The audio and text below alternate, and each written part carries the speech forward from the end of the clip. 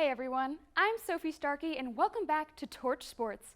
We have an exciting episode lined up for you today, including our first look inside Rocky Talk, a roundtable report featuring game analysis of this week's Tennessee and NFL football. After that, we enter the Orange Zone with some hot takes following this week's college and pro football results. Thank you for tuning in, and don't forget to follow us on Instagram at Torch Sports UTK and on TikTok at Torch Sports. Matthew Solinsky kicks us off with this week's weather report. Something tells me we're going to be looking at the forecast in Knoxville.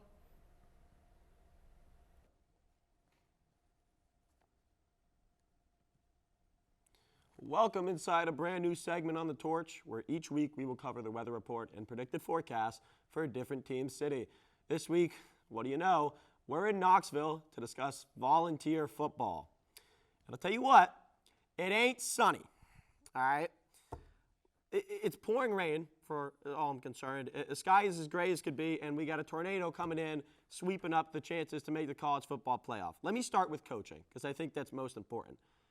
Coaching deserves no slack. Heupel has earned every opportunity and every benefit of the doubt to continue to go out there, make the right calls, and make the right reads. There is no reason that volunteer fans should not put trust in him to go out there and do his job. Now, the guy that gets every benefit of the doubt, yet should he be given every benefit of the doubt? Joe Milton, who, for those that don't know, 49.5 QBR, quarterback rating, ranked 82nd in college football. Now, here's the thing. I get it. Everyone has expectations coming in. He thought we were going to be number one. He had the best arm in college football. Say what you want, but at the end of the day, if you can't lead your team and you're known as the captain and the leader, and you're getting all these pre-snap penalties and penalties on the defense, you have a job to go out there and lead your team, both in the locker room and out of the locker room. And these penalties are freaking ridiculous. That's problem number one. Problem number two, get your team in order, okay? Whether you're playing or you're not playing, every single time you go out there, you should have the mindset of, I am Joe Milton, I'm QB1, I'm captain. I have a job to do to lead this team in the right direction, okay? Now, if you can't tell your left from your right or your X from Y, how do you expect to lead a team? 2 timeouts in the first 6 minutes. Ridiculous. Like, that didn't cost us in the final stretch. Don't even get me started on the 3rd timeout, but that's another thing. And by the way, credit to Gainesville, who put on an amazing game, both as a team and the fans. Amazing atmosphere. Now, I get it. You're on the road. It's a tougher atmosphere to play in. It's more difficult. It's loud. Tougher to snap the ball in time. I get it, okay? But that's why you have a week's worth of practice. Get the count right and make the right play. I'm going to end on this, and say what you want, but we all had expectations for Joe Milton, okay? Call him whatever you want, but we said he was going to come in here and take this team to the college football playoffs, or at least we thought he was going to get close. And right now it's looking like he could play D2 football. In my head, he's got 1 quarter. 1 quarter to prove he was going to meet the expectations we all thought he was going to get to. 1 quarter to finally prove to us he is QB1. Now, fortunately for us, we play UTSA this weekend. Great opportunity for him to sling the ball and sling it accurately. If you can't make a pass on a wide receiver screen to a guy 10 feet away from you, you got problems, okay? Enough, because it's getting ridiculous. 1 quarter against UTSA to make this stick and to make it right. If not, we got Nico time, okay? Because at this point, it's win or bust. You got to win out, and even then some. You need other teams to lose. You need everything to work out perfectly for us and everything to go wrong for the other teams. He's got 1 quarter to prove to us that he can do it. If not, we need a miracle. And for those that say Nico's not ready, he would be a miracle if he was. Isn't that what we need? It's raining, it's pouring, and everyone in Knoxville right now is snoring watching this team play, okay? Now on to a brand new segment of Rocky Top, led by Jordan Smitherman. I'm Matthew Slitsky. Thanks for putting up with all that. Hey everyone, welcome to Rocky Talk. I'm Jordan Smitherman, your host, along with... I'm Grant Porch. And I'm Zach Pelfrey. And it was a disappointing weekend for Vol fans because we lost to the Florida Gators 29-16. And even though the score only showed that we lost by 13 points, I feel like we lost by so much more because the Vols were not composed one bit.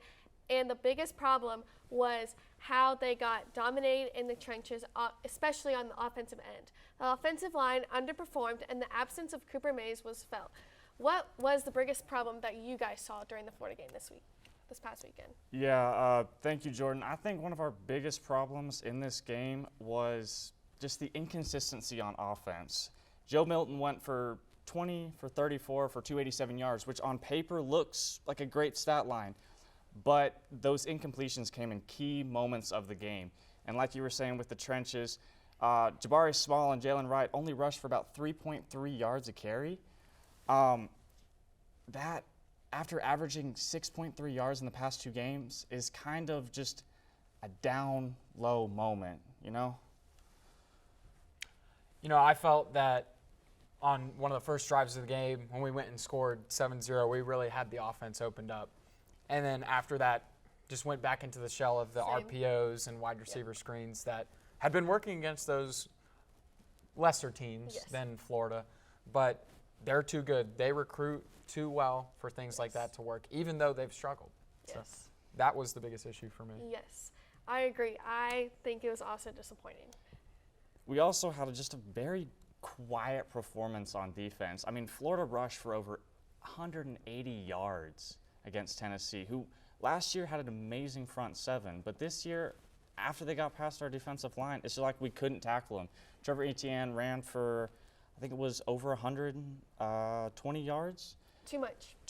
Way too much.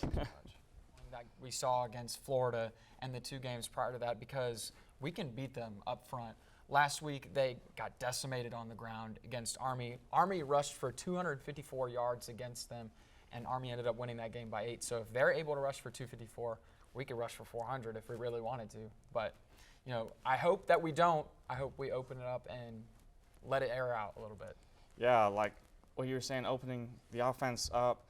I mean, running is so much, but Tennessee has a history, or I guess under the Heupel era, of being that high-powered offense.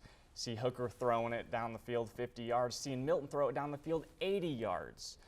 I feel like we're playing too conservative, because during that game, the Florida game, our first drive, our 2 only scoring drives, we threw it deep and were very successful. I think that if we open up the playbook, start to play to a little more Joe's standards of him throwing it deep, I think we can have a lot of production on offense. And I wanted to end by saying this. The season is not over. Tennessee football, what Tennessee football looks like right now will not be what it looks like in November. The right choice right now is simply to reevaluate the game plan and take one game at a time.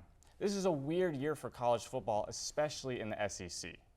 Thank you for joining us on Rocky Talk, and now we're going to send it over to Maxim Moments with Ellie. No longer a top 15 team in college football, the Vols are now ranked 23rd in the nation by the AP poll. Let's look at general maxims this week and see where we went right and where we went wrong on this Maxim moment. Maxim 1, the team with the fewest mistakes wins. Penalties seem to hit at the worst times. Tennessee racked up 10 penalties totaling 79 yards before it was all said and done. The mistakes caused the team to have their backs against the wall for most of the game, and the Swamp was already a rowdy environment. Maxim 3, if at first the game or the breaks go against you, don't let up and put on more steam. The Vols were able to put on more steam using the QB wide receiver connection.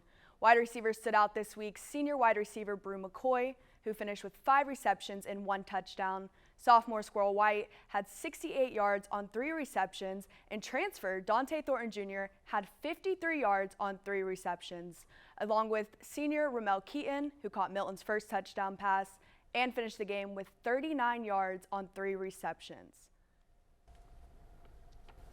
Welcome to the Orange Zone. I'm your host, Jackson Schock, alongside Caitlin, Riley, Brendan, and Jay. We're going to play a little game we like to call This or That. I'm going to ask a question, and they're going to have a chance to pick which they think is stronger. Caitlin, we're going to start with you. Which start has been better at the quarterback position? Jordan Love right now, this season, or 2008 Aaron Rodgers? Well, comparing Jordan Love's 2-week debut to a 4-time MVP, Super Bowl champ, and arguably the greatest Packer of all time would be pretty insane, right? Wrong. After 3 seasons behind Aaron Rodgers, Love has his mechanics down to a T. And I'm not saying I know the future, but we have seen this storyline before in Green Bay. A disgruntled QB wants out of the frozen tundra and heads to the Jets. In his first 2 starts post-Favre, Rodgers logged 506 yards and 4 touchdowns. In Love's first 2 starts post-Rodgers, he's logged 396 yards and 6 touchdowns. And we all know what happened Rodgers' third year round. I'll call it now. Jordan Love, MVP, Super Bowl 59. Y'all better clip that in 3 years. It's just starting the Love era. All right, I like it. Riley, we're going to move to you. Maybe. Which win has been more impressive, the Giants' 21-point comeback or the Jets defeating the Bills? See, the Giants' 21-point comeback was impressive. It was one of the biggest in their franchise history. But the Jets coming back on the Bills, as soon as Aaron Rodgers goes down, you could feel it. Anybody watching that game was like, oh, it's over. Zach Wilson trots on the field. It's game over for the Jets. But, you know, the Jets' defense really came through. Absolute knockout performance from them. Breece Hall looks amazing. Dalvin Cook looked decent. The Jets have a lot to look forward to, and assuming Zach Wilson can at least manage that team somewhat, they should be able to win. They should be able to win several games because of that super strong defense. Feels like all they're missing is a quarterback. Jay, we're going to move to you. Who would you rather see at quarterback, Desmond Ridder or Sam Howell? Well, I think the answer is pretty obvious. I'd rather go with Sam Howell of the Commanders. Desmond Ridder isn't bad, but he's playing more of a game manager role because we all know the Falcons live and die by the run. You know, they have 3 very competent running backs in Bijan Robinson, Tyler Algier, and Cordero Patterson. I think all he has to do is just not mess up. While Sam Howell, on the other hand, has to throw the ball because he has 2 solid receivers in Terry McLaurin and Jahan Dotson. He had a really good pass this weekend. I'm going with Sam Howell. I like that point. Brendan, send us home. Which team has had a more surprising start, the Bucs or the Bengals? I'd just have to say the Bucs.